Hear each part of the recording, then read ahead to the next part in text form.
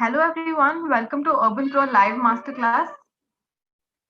We are here with yet another interesting and informative masterclass for you. This is Sinchana from UrbanPro team, your host for today. Before we proceed further, we would like to inform all the attendees and YouTube viewers that UrbanPro is India's largest and most trusted learning network with over 7.5 lakh tutors and trainers. Through UrbanPro, you can easily find highly skilled and trusted personal tutors and trainers for your learning requirements. Okay, coming back to today's session, we're presenting an interactive live masterclass on how to play piano. But before we kickstart the presentation by our speaker, I would like to address our attendees and YouTube viewers that in case you have any questions during the presentation, please type them into the Q&A box on your Zoom control panel.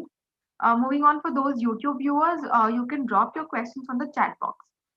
And don't worry about your questions. We will bring them up after the presentation as we will have time for questions at the end. All right, without further ado, let's welcome our speaker, Mr. Smit Shah. Smith is a professional Western classical pianist and a chamber musician and an associate of Trinity College London. He has been performing for more than 9 years now and having great subject knowledge and experience. He's popular among his students for his unique teaching skills and holistic approach. A warm welcome to you, Smith. We are thrilled to have you here. Over to you. Hi, first of all, thank you so much, Ms. Sinchana, for that warm introduction. And yes, I would also like to extend my gratitude towards the UrbanPro team to let me have such an opportunity in order to have a session with you fine people. So yes, all right. So like she said, my name is Smit Shah. I'm a Western classical pianist, and I have cleared my ATCL, that's Associate of Trinity College London, and the 8 grades in piano with merit and distinction, respectively. So yes, so being an active concert performer in India as well as internationally, I've also participated in various international masterclasses with several notable pianists. So anyway, let's not waste any time. Let's dive right into the topic here. So I'll just share my screen. Just let me know in case you are not able to see it. Is the screen visible?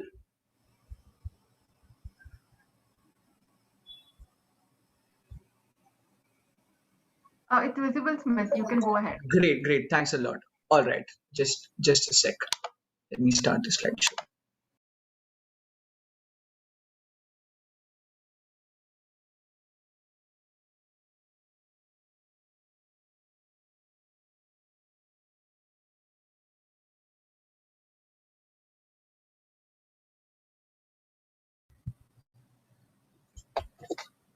Okay, great.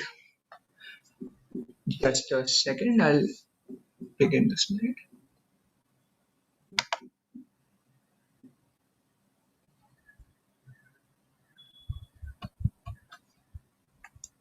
Okay. So basically, the topic of today's class is something that I find very fascinating and interesting. It's all about scales, and a lot of people have a misconception that music theory is boring. I would just like to say that it's the most interesting thing in music. And when you actually learn theory, you start to understand music and appreciate it a lot more. And it really helps you in your growth as a musician. So anyway, so before our introduction to scales, I would just like to assume that there is some prerequisite knowledge among our attendees. And okay, so anyway, unless you're living under a rock, this is how a keyboard looks like. So it has groups of 2 and 3 notes, 2 and 3 black notes, which are arranged alternatively. I'm sure you've seen this layout somewhere. Even if you're not actually played on a keyboard, I'm sure you've seen a piano or a Casio or a synthesizer. Call it whatever you may, right? So yes, so that's the keyboard layout, and here is one of our instruments that we are going to use for this session. I'll stop sharing my screen. Anyway, you have already seen it, but I'll just show it yet again.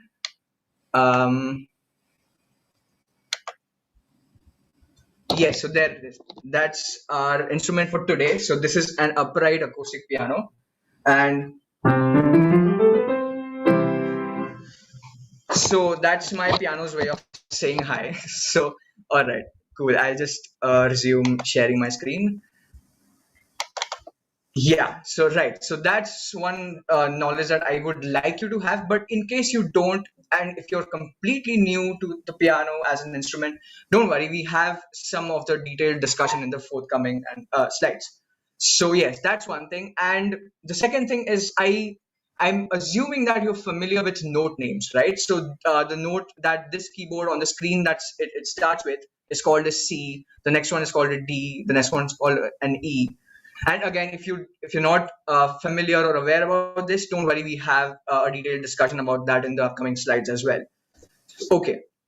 So now, diving right into the topic, the main topic, what is a scale, right? So can you see a picture on the top right of your screen right now? And can anybody just let me know if you can recognize this painting?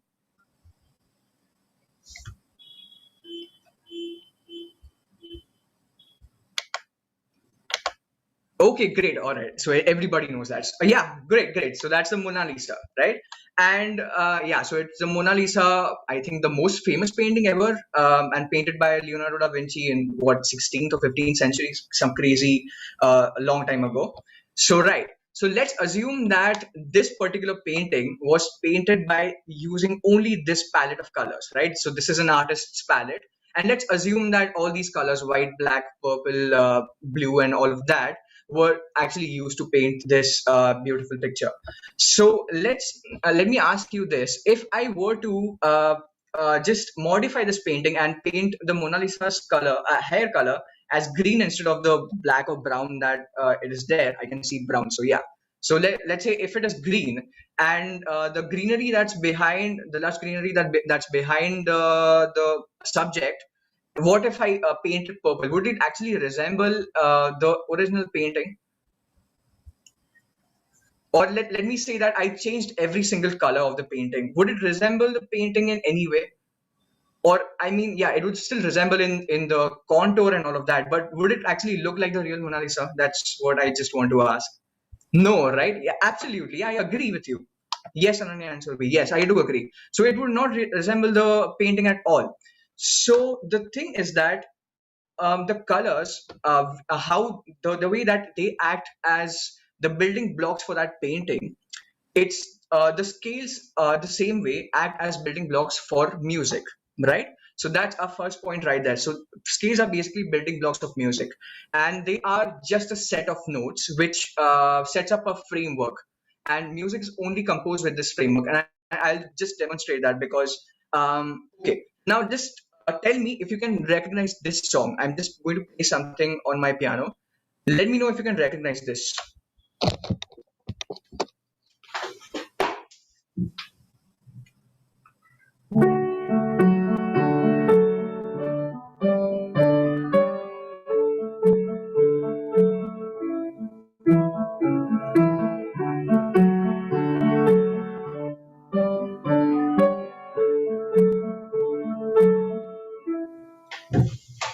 Does anybody have any idea? Does it ring any bell? It is familiar. So yeah, so that was the thing I was just going to address. So it is familiar, but I would be surprised if you actually are able to recognize this song, because this song doesn't actually exist in the music world that we see today. So it's just a song that I made up. I didn't completely make it up. What I actually did was just tweaking a few notes.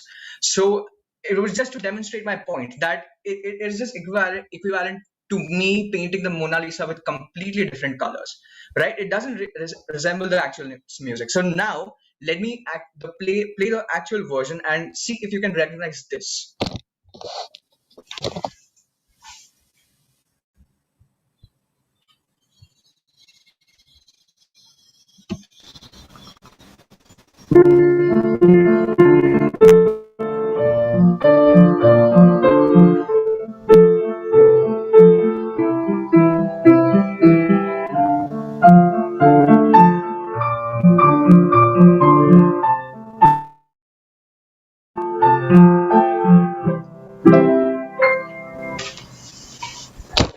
Okay, there. So we have an answer. Okay, all right. So I think everybody knows. Yes, it's faded. Absolutely. And you know what? The funny thing is that I didn't really completely change the song. I just tweaked a few notes that I played in the beginning. So yeah, what I did initially was this.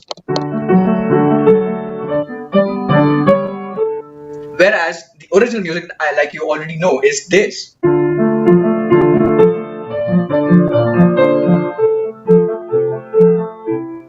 So you can see how much impact just one note has. I just changed one note, and that was the beginning note. Instead of this, that was the original thing. But if I just changed one note, right, just the first note, if I were to play the black note, it completely changes the mood and the meaning of the entire music composition. So that's the thing. So the reason why we say that, okay, no, this doesn't sound like the original at all, you're playing all wrong notes. First of all, there are no wrong notes at all. It's just that we are using a different scale which was not actually intended for that music.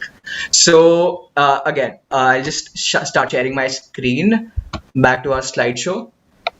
Right. So I think that makes it pretty clear, the second and the third point, that music is only composed within this boundary. And you just saw what happens if we try to break that boundary, because it doesn't sound like the original composition at all. Sure, it looks familiar, it sounds familiar, and it might actually sound good, I don't know. But it doesn't really resemble the original thing at all. So that's why scales are so important. So, okay, let me see if I can move to the next slide. Yeah, okay. So now to the main part, which is the definition of a scale. A scale has usually 7 notes ordered in an increasing pitch. I'm sure even if you've not played on a piano or a keyboard, I'm sure everybody knows what sa re ga ma pa da ni sa is, right? Sa re ga ma pa da ni sa. Or in English, the solfege used is do re mi fa sol la ti do. Or if you are a nerd like me, tonic, supertonic, median, subdominant, dominant, submedian, leading tone, octave. Right. Okay. Yeah. So I don't expect you to remember all of that, but yes. So basically, what I just sung and played was a scale, right? And a scale has 7 notes ordered in increasing pitch. So you saw that first of all right, let's just count how many notes are there. So sa is one, re is two, ga ma pa da ni sa. So that has 8 notes, are actually the same, right? There's sa and sa, and even do re mi fa actually starts with do and ends with do. So there are just 7 distinct notes usually in a scale, right? So even if we look here, C D E F G A B, that's 7. C that establishes its definition. It's fine if you don't understand right now, because music you can explain with definitions. You have to show it, right? And through the course of this presentation, I'm just going to I'm positive that you'll be able to understand it a lot more. Okay, great. I think the internet's back. Just let me know if my voice is getting cut in the middle or anything. Yeah, weird that's happening during the course of this presentation. All right. Okay, good. So the last and the first note are the same. We've already established that. So just moving on to the next slide quickly. Okay, so now we're going to actually discuss the most important scale, if I would say, and the most prominent one, and most of the compositions are there on this particular scale. It's called a major scale, right? And okay, it's one of the most commonly used musical scales. It has a bright and happy characteristic sound. So I'm sure that nobody would be under an impression that this sounds sad. There's no way. I could say this one sounds sad, but this doesn't sound sad. This actually sounds bright and happy like it should be.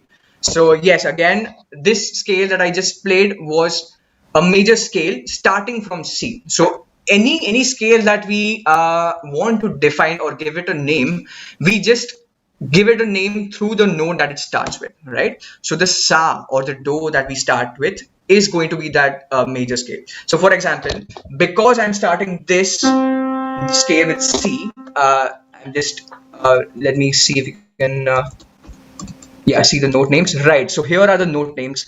So you can see this note that I'm just playing right here is called a C because it's below those two black notes on the left, right? So if I'm starting a scale that starts with C, I'll be calling it a C major scale. Now, can anybody answer me if what the scale's name would be if I started from F sharp, or let's say, okay, not F sharp, forget about F sharp, A. What would that major scale be called? A major, right? Okay, good. So yeah, that's so simple to learn. You just know that the note that you're going to start with is going to be the name of that major scale, right? So okay, right. So we know that the C major scale starts from C, and a unique way to identify is a C major scale is that it only has white notes. So that makes our job pretty easy. So these black notes are not going to be used at all during this presentation. So that's a big relief for you as well as me. Right. So this scale, in which I'm just playing all the white notes, is called the C major scale because first of all it starts from a C and it has that major scale characteristic. It sounds very happy and all, right? If I started from A, now I would be having black notes because A is not C. That's A major scale. If I started from some other note, let's say F, it's called an F major scale. So that's basically the kind of yeah name methodology that we follow, nomenclature. All right, so let's just look at some notable compositions in the major scale, right? So in Western classical music, the kind of music that I learn, there is a very famous composition that was actually done in the 17th or 18th century. It's called the Prelude in C major. I'm just going to play the first phrase of that piece. And remember, all the music that you can see on the screen right now is all based on the major scale, and not just major scale, the C major scale. So you can check and verify if I'm actually playing the things in the C major scale by just checking if I'm not whether or not I'm actually touching those black keys. Okay, so you should not be able to see any black key being played. If you do, that means that I've made a mistake. Okay. All right. So the first one is Prelude in C major.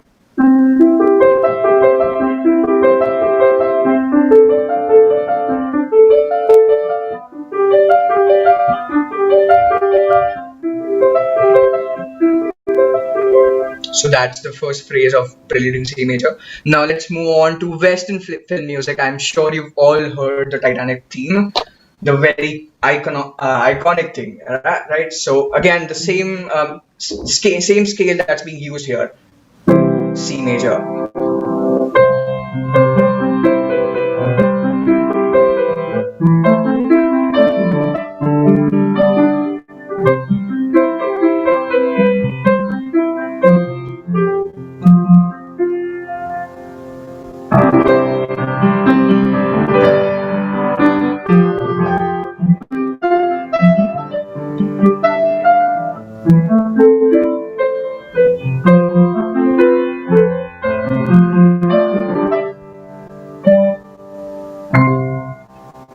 Okay, now how about Indian film music? I'm sure you've all heard Kal Ho Na Ho. Again, the same scale that we're going to use, the C major scale.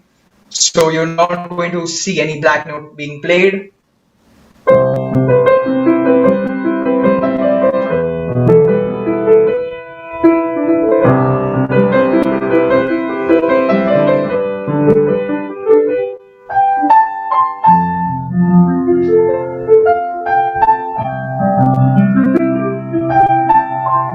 You know the rest. Okay, fine. What about the next composition, Pehla Nasha, again, an Indian film music composition, again on the C major scale.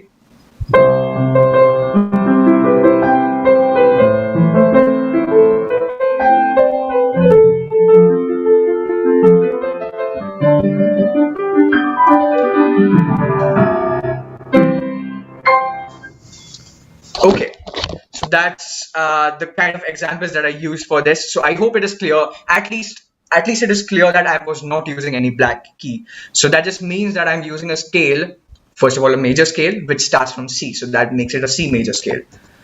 All right. So now here's the fun part. All right. And this is the reason why I call it a fun part is because I always find it so fascinating that music and math are so intimately related to each other, and this one just proves the same thing. Because you see formulas in math, you don't really expect to see formulas in music, but yes, there are. So again, so the thing is that you can construct a major scale from any note. We saw a major scale being constructed from C, C, D, E, F, G, A, B, C. But the truth is we can actually construct it from any note. So let's say if I hold a C sharp, I'll be able to make a major scale from there also. So this is basically the formula that's used. Uh, try. I just you're free to learn if you want to right now. I bet you'll not be able to do it right now because yeah, it is actually quite a lengthy formula. But it's TWWH right? So we'll just see what this all means. So the T stands for tonic. Tonic is basically the note that you're choosing to build your scale upon. So if you want to build a scale on the C note, your tonic would become the C note, right? Whole, which actually is for W, it just means that you have to skip a whole step to the right, which means that you'll be skipping the very next note on the right of the note that you just are on, and you'll be choosing the next note after that. And H just is quite self-explanatory. It just means that you have to skip a half step. So whole step is basically a double of that. So I'll just demonstrate that formula. So let's just verify if this formula holds true for the C major scale like we saw. So the good way to verify it is that you will be having all the white notes there. So let's see if we are all able to get all the white notes using just this formula. All right.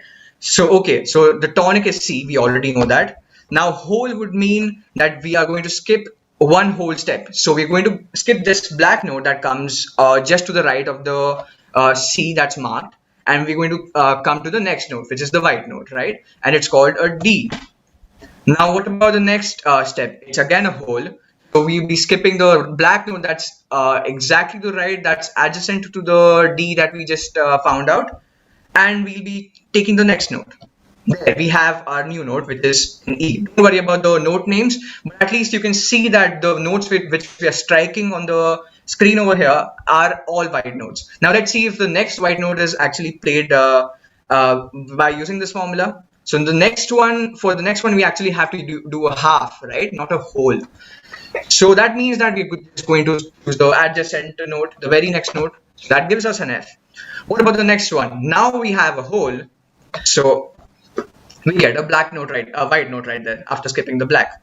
What about the next one? Again a whole. So yes, we have a white note. So until now it's all safe. The formula is safe. And okay, again we have a whole, as you can see in the formula on the table there. And now what about the last note, which is again supposed to be a C, because we know that the first note and the last note are the same. So let's see if we actually go to a C by doing a half. Yes, we can, right? So there we got our full C major scale just by using this formula. And I know that it's very easy to memorize memorize the C major scale as it is because it's all white notes, but it does get a little bit more complicated when you choose some other key, right? So that's where actually this formula comes to shine and it comes to your rescue. So all right. So now let's check if the same thing holds true for G major. Now we're changing the scale. All right, we are cranking it up a notch, right? So yeah, so let's see if the formula holds true for G major. So now I'll just play the G major so that you already know what it looks like, and then we'll be verifying whether it actually makes sense to use the formula there also.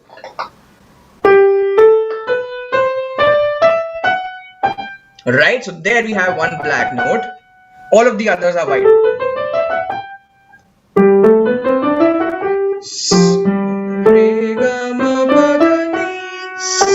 I can't even sing the last side, it's so high.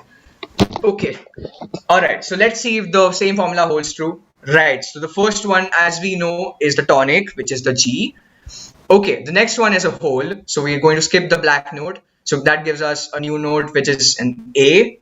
What about the next one? It's a whole note again, so we get the white note, which is B. Now we have a half note, right? So we're not going to skip a whole. We're not going to skip any note in between. We're just going to choose the immediately next note. So that gives us a C. Now the next one is a whole, so that gives us a D. The whole gives us an E after that. A whole gives us an F sharp. So this is a point worth noting because we saw that there was one black note. This one. the leading tone or ni or what do we have in T for do re mi fa. Okay, so yes, so that gives us the G major. So yes, we have got the boom, and you can see the notes that I'm pressing just on the screen. So the ones that I've marked with those yellow circles are basically the notes I'm playing, and you can trust me on that, right? I'm just doing the same thing. Okay, what about the next one? Let's see if the same thing applies for a new scale, D major. Now, D major has to have two black notes, as you can see on the screen, and I'll show it to you here as well. That's your first black note. Oops, okay, I am so sorry. I forgot to share my screen. For the last one, yeah, it would have been better if I had actually shared the screen and shown it to you, but never mind. We can always do it for a new scale. So yeah, here's the D major scale, and now I'm just going to prove it to you that it has two black notes. That's one black note. That's the second black note. So let's see if the formula holds true for this one as well. Do, re, mi, fa, sol, la, ti, do. Okay, so back to the same old formula.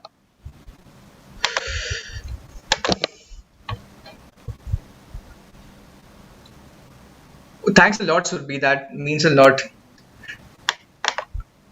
Thanks for that compliment. Okay. Anyway, I have not played anything as of yet. I was just playing the scales. So okay, maybe you find the scales nice. Okay, doesn't matter. Fine. Okay, so D major, right? Let's see if the D major holds true for that formula. The first note we have is a D. The second one is an E.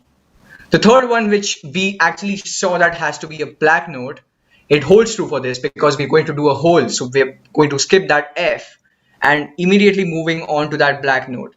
By the way, the hashtag symbol that you can see on the right of that F is actually called sharp. You would never call it hashtag. Musicians would give you very weird looks if you call it F hashtag. Okay, so yes, that's called an F sharp. The next one is a G. The next one is an A. So you can see if the formula is holding true. I have already written down the whole half thing on the top. And from B we have a whole. So that gives us a C sharp. So that's okay. So that the formula holds true again. And then finally a half towards the end. Right, for the eighth note we have a half. So that gives us a D back over there. So all right. So that's enough of me talking.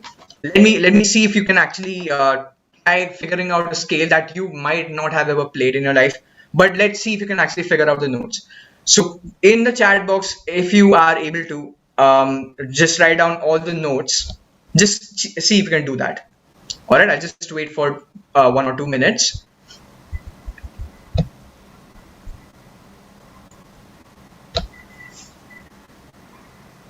In case you have a keyboard in front of you, that might be actually a very good help. But yes, we do have our very own keyboard on the screen right now also, so you can just use that for reference.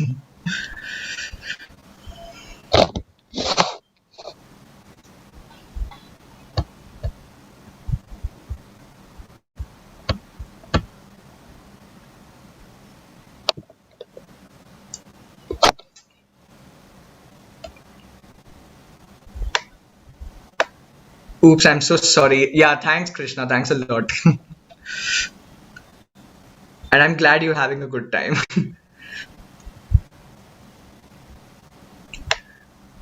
Yes, Ananya. Yes, you got the right answer. Right. So it's F G A B sharp, then C D E F. All right, but let's see. If it is a B sharp, maybe you meant an A sharp because there is no B sharp on the screen at all. Maybe you meant an A sharp. Is that so? Just let me know.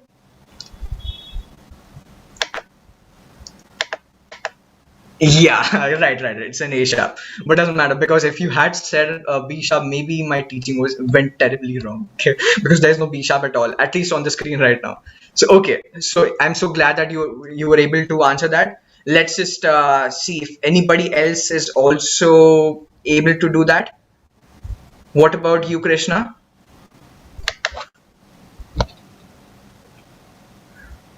I just need one more answer. Right after that, I'll go on. Go ahead.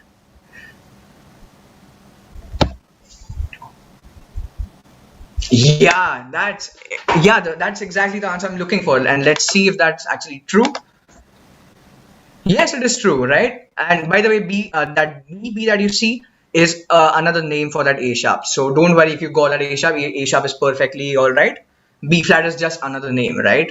It's maybe you could just say that it's like a pet name or a nickname for that note. Okay. So anyway, right. So I'm glad that we've got answers over here, and those are absolutely correct. So yes. So playing that scale. Do, re, mi, fa, sol, la, ti, do. So that there we have our one black note that we were looking for. Okay, great. So now, right. So that brings us to the end of our exercises, so-called exercises section. Right. So let's. This is the most exciting part. I've been saying that for every slide, but yes, it has been a very exciting experience for me. So it doesn't really matter. I'll say it again. Okay. So yeah. So this is basically where I'll be sharing with you how does this exercise that you just did help you with your musical life, right? Because not just with music, but with everything, you're supposed to ask yourself if you're having any kind of education, you should be asking yourself actively if you are whether you can actually apply it in real life or not, because if it's not you're not able to apply it anywhere, then that education is of no use, right? It's of no point, you're just wasting your time and etc. So anyway, so yeah, so the first musical skill that you've actually learned through this process is improved note reading and memorization. So don't be intimidated and worried by these. This is basically musical notation, and it's for slightly advanced people who actually know how to read music. But what you just can gather from this is that those black dots that you can see on the top, they basically represent a note, right? So as you go upwards on that, as the black dots progress upwards, you're basically moving upwards on the keyboard. So for example, the first thing that I've circled, it's moving upwards. And can you see one thing also, that it's moving upwards in a very uniform fashion. So it's moving on a straight line upwards. It's not just haphazardly moving upwards, doing jumps and all sorts of things. At least in that particular thing. So basically, what that means is that it's going to move one note at a time upwards, and you already know what it would actually mean if we are moving just one note at a time. It's called a scale, right? It might not be the whole scale, but it's still a scalic passage basically, in which the notes are connected to each other, right? So the five notes that you can see, the five ovals, they would be played with the right hand, something like this. Stop sharing. Yes. So this is how it would be played. And you can already see that it's actually a part of a scale. Right? So that's your G major scale that we already had discussed. How fascinating is that? So now let's say that okay, you just were introduced to this piece and you had to learn this particular music.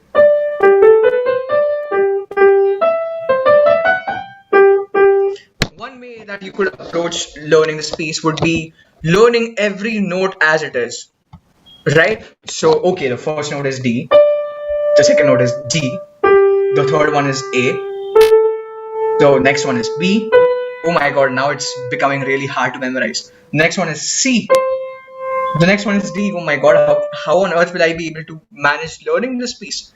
But if I told you that it was just a scalic passage, at least those five notes were just a scalic passage from G to D, it would have been so easy, so much easier to learn. See, I know that this music starts from D, and then I have a scalic passage from G to D, like I said.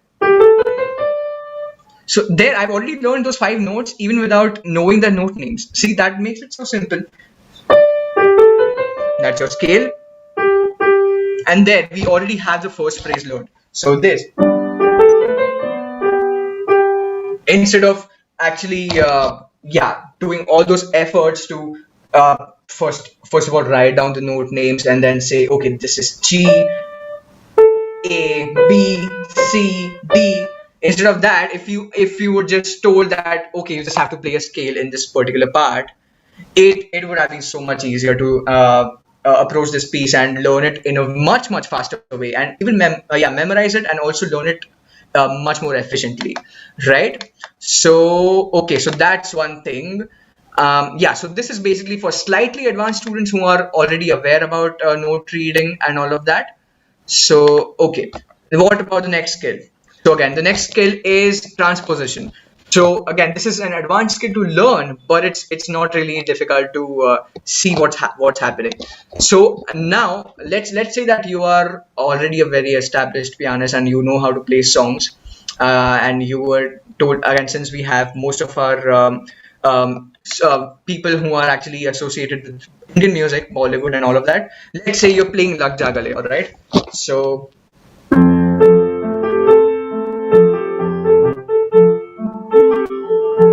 and now we have somebody who actually can't sing that low.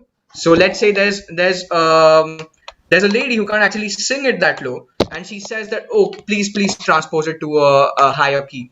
So let's say from here. But now the thing is that I have to play the same music, but from a different note.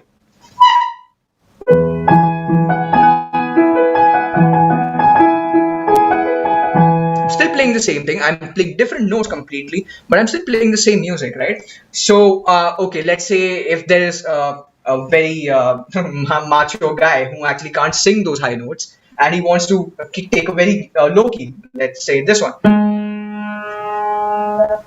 Now can we start from the music from this note? Yes, we can. The beautiful part is that you can start this song from any key, and it's not just true for this song; it's true for any kind of song. So let's see if we can start from this.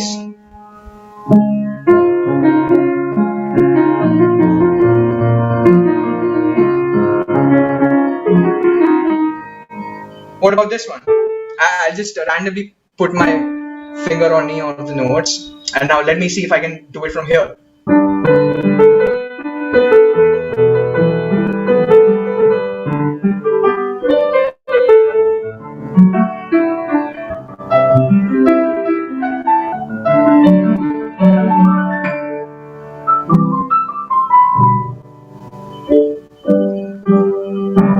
Okay, so there's our yeah, there's our Lag Jagale. And okay, what about the next skill that we can actually improve if we improve our knowledge with the scales? And trust me, this was just an introduction, and you just dived into the topic, but it's so much more fascinating, and I sadly couldn't cover everything. And there's so much detail to scales, and it really helps you a lot when you are actually playing music.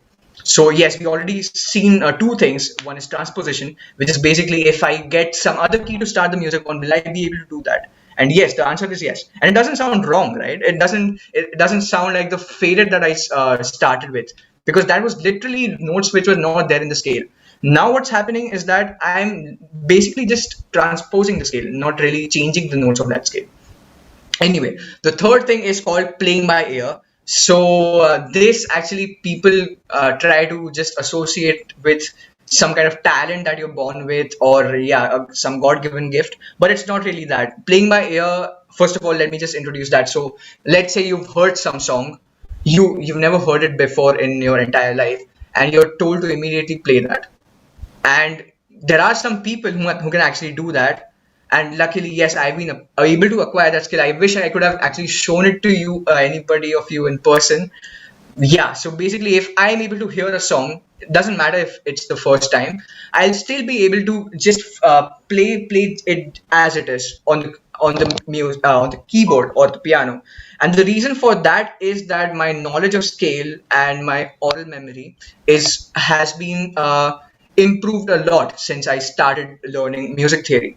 So playing by ear, yes. So the basic thing is that let's say that you've been just hearing a song and you're told to play it. So what happens in your brain literally is, first of all, you hear that, and then you play it mentally, right? You're still not moving your fingers, and then once you've played it mentally, it's very easy. It's just automatic for you to play. So if anybody of you who knows actually to play a keyboard, just remember that you're not actually playing it with your fingers. You're playing it with your head first. And if you are able to play something in your head, there is 100% chance that you'll be able to reproduce it on the keyboard.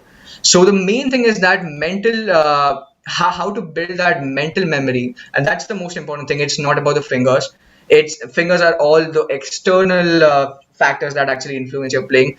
But in order to play a piece, you first have to play it mentally. And even while learning any song that when you do that, remember that you're actually training your brain. You're not actually training your fingers, right? So that's what playing by ear means. And so what happens is that when you're playing by ear, that gap from your ears to your brain, it becomes very close. So what happens is that you're instantly playing what you're hearing. You're instantly doing that. It's fine that you're not playing it physically on the keyboard or piano, but you're still playing it on your mind in your mind, and that's what counts, right? Because reproducing that would be a piece of cake, basically. Right. So yes. So actually, there's one more point that I've actually missed here, and that's called improvisation. So I'll just demonstrate that. There's nothing to teach about that, but this is a skill that you can actually learn by using scales, right? So let's say I've been learning this piece of again English music, sorry, Hindi music.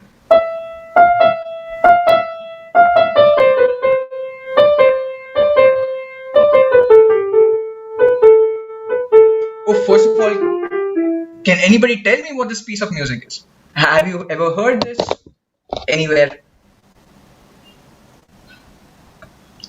I'm so sorry, I've not been able to see the chat box in a long time. Let me just see. Okay, all right. So I can see a yes from Krishna. All right, Ananya says no.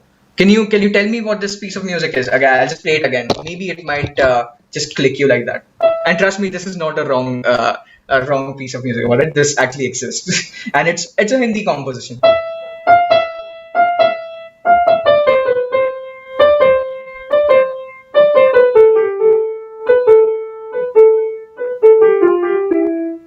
Kal Ho Na Ho would have been this. And you're right. Okay, you've got a very good ear, yeah, Krishna, that you are actually able to recognize these two pieces are that they are very alike. Okay, we have an answer from Sudeep. Is it? Yes, yes, that was the answer I was looking for. Right. So that's Om Shanti Om. That's basically. But doesn't it sound very plain right now? It sounds okay. I'm playing the correct notes. That's all right. But it sounds very plain because first of all, I'm just playing one note at a time, and it's just a cascade of notes. So now tell me if you want me to actually make it sound like music. Just say yes or no if you want me to put something more to this with the same music. Okay. Now let's put on the left hand, and what I'll be doing right now is improvisation. That's the fourth musical skill that I forgot to add here, unfortunately. But yes.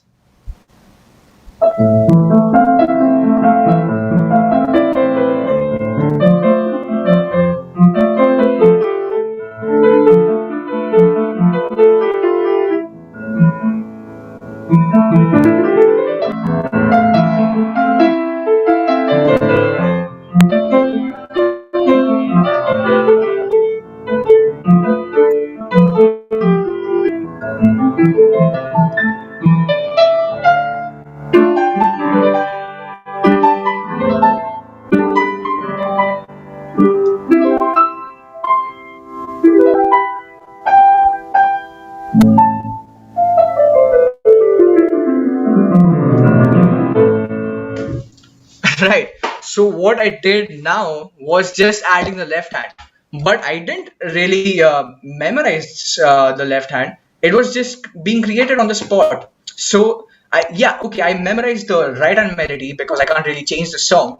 But the thing that you just saw, what the left hand was doing, was not something that was actually written anywhere or I've been learning the notes somewhere. No, it was just created on the spot. And that's what improvisation means. So if you have a pretty solid knowledge of scales, what you're doing basically is establishing a framework, like I said in the first slide, right? You're establishing a certain boundary. So it like kind of creates a map for you that you're supposed to play only these notes and do whatever you can with these notes, and it's not going to sound absurd, it's not going to sound bad. So that's basically what my left hand did. It was just because I was aware about the scale that this music was being played in. What happened is that I was just improvising and creating music on the spot with the left hand, not with the right hand. But yes, so that's what it makes it so exciting. And anyway, as musicians, we are supposed to create something, right? Music is a creative field. So if we are not really creating something and we're just playing notes as they are, not composing anything, or yeah, improvising like I just showed you, then it really doesn't, it's fine, but it really doesn't, you're not exploring music to its fullest. That's basically the thing. Right. So yeah. So that's the final thing about the musical skill that you've learned. At least you will be learning through the course. I hope that you will not stop learning about scales, about music in general. First of all, I hope that this has been a good introduction for you. So yes. So that brings us to the end of our presentation. So I'll just look at any kind of questions that have been here on the chat. And yes, over to you, Miss Surbi. Just let me know if there are any other questions that I they would want me to address. Thank you so much, Smit, for this amazing session. Most certainly. Um, yes, and so we will move on to the question and answers. To all the attendees on Zoom and as well as on YouTube, if you have any questions, now is the time. You can go ahead and put it in the chat box, and we will bring them up. So, any questions, anything that you want to ask Smith before we wind up the session, you can go ahead.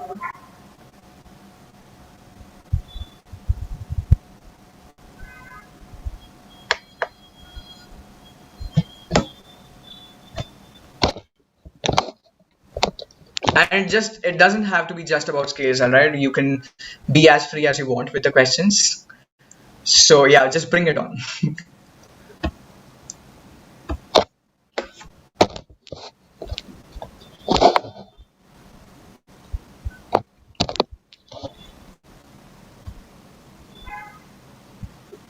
All right, let me just until maybe people are typing or maybe they're not. I'll just play something and just wait for this music to end, and then probably if we don't have any questions, we'll just wind up. Yeah.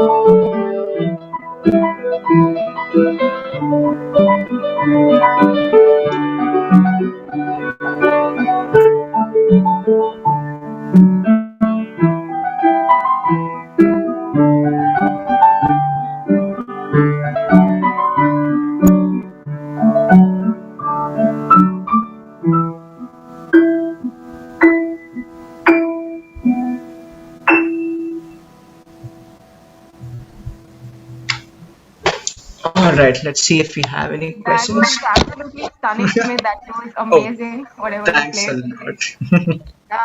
We have, I think, a question from Ananya. If you could Okay. take that up. Yeah, let me just see.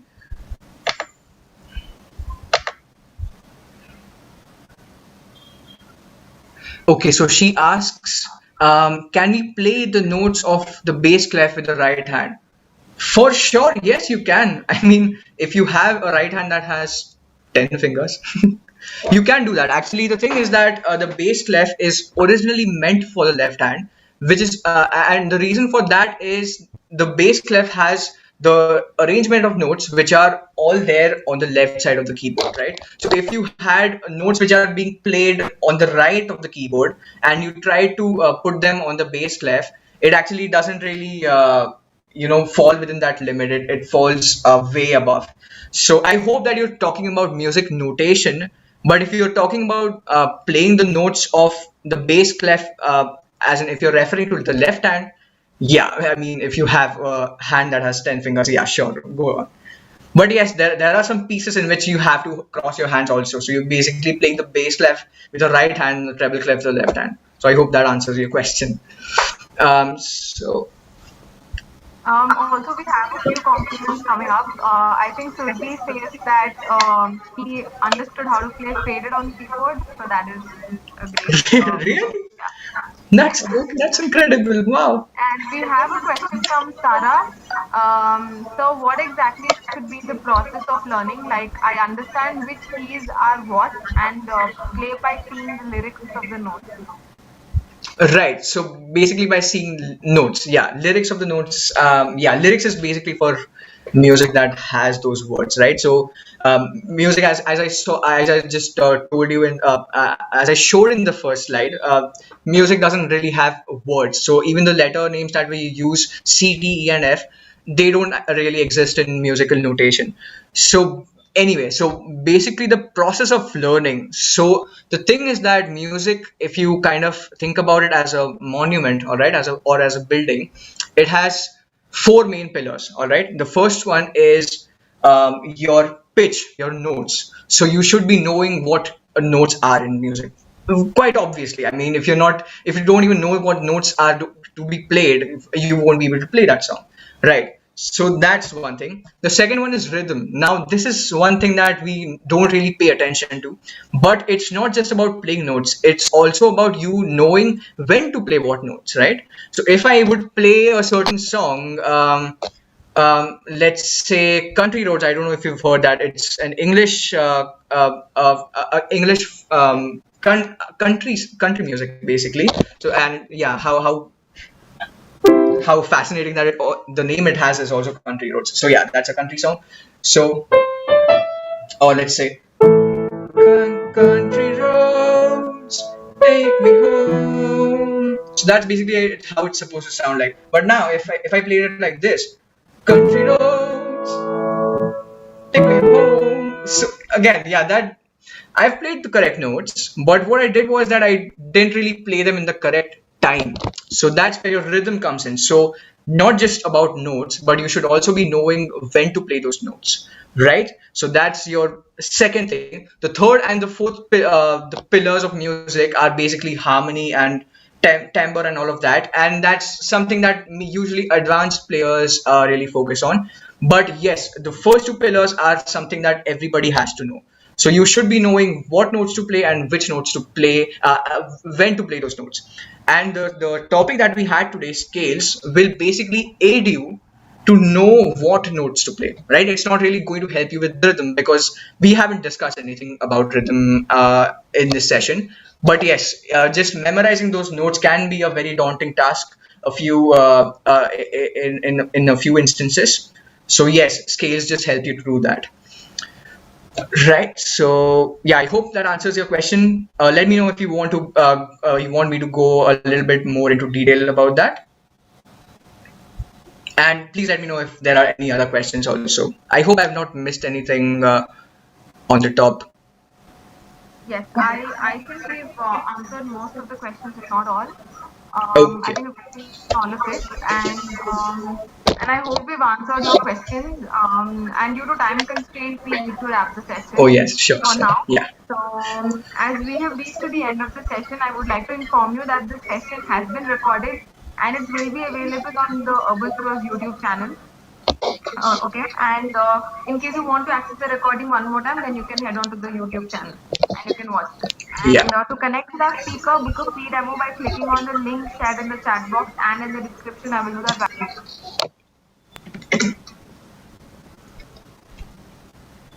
Great. Right. So, Yeah. also to get regular updates on interactive live masterclass and informative lesson videos, do subscribe to our YouTube channel. Your feedback is valuable for us. It will help us improve and bring masterclass topics of your choice. So, do not forget to fill up the form post-session. Apart from that, before we take a leave, I would like to thank our speaker, Mr. Smit. It was an amazing session with you. You were wonderful. And My thank you pleasure. so Thank much you for so much for investing. having me. Thank you so much for investing your valuable time here and having this session. It was great to have you and all of you attendees for being such great audience. Thank you so much and stay tuned, everyone. Thank you. Right. So just for a dramatic conclusion.